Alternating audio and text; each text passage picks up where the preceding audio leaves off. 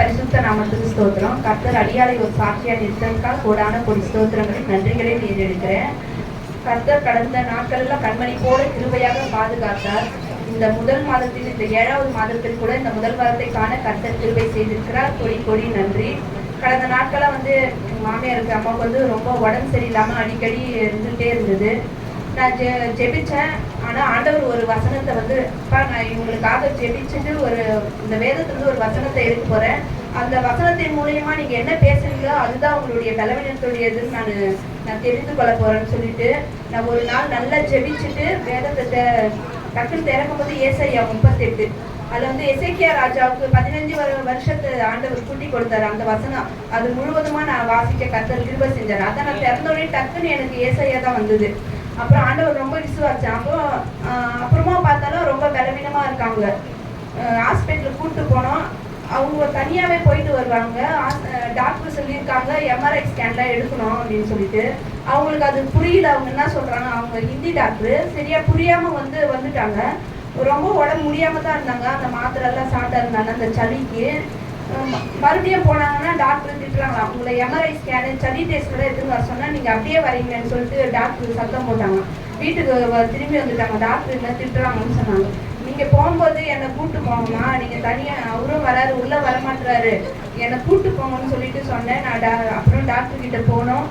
போயிட்டு அவங்க இந்த சளி டெஸ்ட்டு இது இவரும் ஒரு நாள் லீவ் போட்டு அதுக்காக போனார்.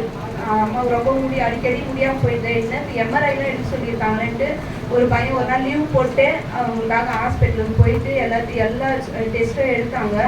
எடுத்த உடனே இவங்களுக்கு ஒருவேளை இவ்வளோ நாள் சளி இருக்குது, டிவி இருக்குமோன்னு தெரியல, சளி டெஸ்ட் எடுத்துருவாங்க. அந்த எம்ஆர்ஐ இன்ஃபெக்ஷன் இருக்கிற மாதிரி தான் தெரியுதுன்ட்டு சொன்னாங்க.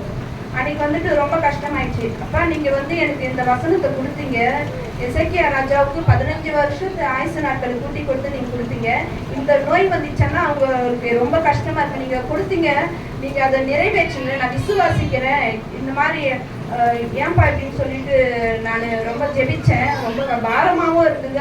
அந்த நோயெலாம் ரொம்ப கஷ்டமாயிடும், ஒல்லியாயிடுவாங்க, ஒரு மாதிரி இதுவாக இருக்குமே எசப்பான்னு சொல்லிட்டு நான் ஜெபிச்சேன். கண்ணீர் விட்டு அழுதேன். அந்த காலத்தில் ஆண்டவர் பார்த்தாரு.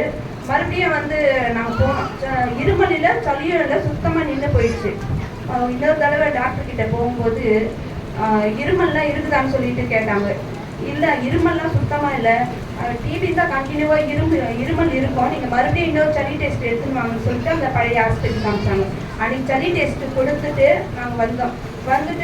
ஜெபிச்சேன். செப்பா அந்த ரிசல்ட் ஒன்றுனே இருக்கக்கூடாதுன்னு சொல்லிட்டு ஜெபிச்சேன். அந்த டாக்டர் பெரிய டாக்டர் தான் நீங்கள் பார்க்கணும். அவங்க தான் ஒரு நோயை கன்ஃபார்ம் பண்ணி இந்த மந்த்லிக்கான டேப்லெட்டுக்கு அவங்க தான் சைன் பண்ணணும்னு சொல்லிட்டு மறுநாள் போனால் அப்பவும் அனுப்பிச்சிட்டாங்க. ரொம்ப பாரமாகவே இருந்தது. இந்த மாத்திரை சாப்பிட்றதும் தள்ளி போகுது, இந்த மாதிரி ட்ரீட்மெண்ட் எல்லாமே தள்ளி போகுது அப்பான்னு சொல்லிட்டு கஷ்டமாக இருந்தது. அப்புறம் இன்னொரு நாள் போகும்போது டிவிலாம் எதுவுமே இல்லை, நார்மல் தான் வந்திருக்குன்னு சொல்லிட்டு சொல்ல கர்த்தர் கிருபை செஞ்சார். டிவியில் எதுவுமே இல்லை, சாதாரண சளி தான் சொல்லிட்டு சொன்னாங்க.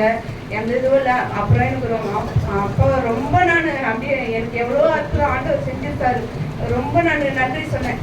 அந்த நோயெல்லாம் அது எப்பவுமே தீராத ஒரு நோய். என்னதான் மருந்து மாத்திரை சாப்பிட்டாலும் அது அவங்க ஆயுசு நாட்கள் வரைக்கும் இருக்கிற அந்த நோய்.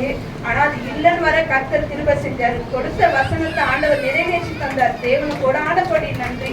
அதுக்கு ஆண்டவருக்கு ஒரு நன்றி செலுத்துக்கிறேன் நான். அவங்க நார்மலாக இருக்கிறாங்கன்னு சொல்லத்தக்கதான் கர்த்தர் கிருபை செஞ்சார். இப்போ இருமல்லாம் இல்லை, நல்லா ஆக்டிவாக தான் இருக்காங்க. கர்த்தருக்கு கொடான கொடி நன்றி. அதுக்காக ஜெபித்த எல்லாருக்காகவும் நான் நன்றி செலுத்துகிறேன். பாஸ்டர் ஐயா கிட்ட சொல்லி அவரும் ஜெபிச்சாங்க. ஆண்டவருக்கு கோடி நன்றி. சபை மக்கள் பாஸ்டர் யாவருக்கும் நன்றி செலுத்துகிறேன். தேவன் சாட்சி ஆசீர்வதிப்பாராக. ஆமென்.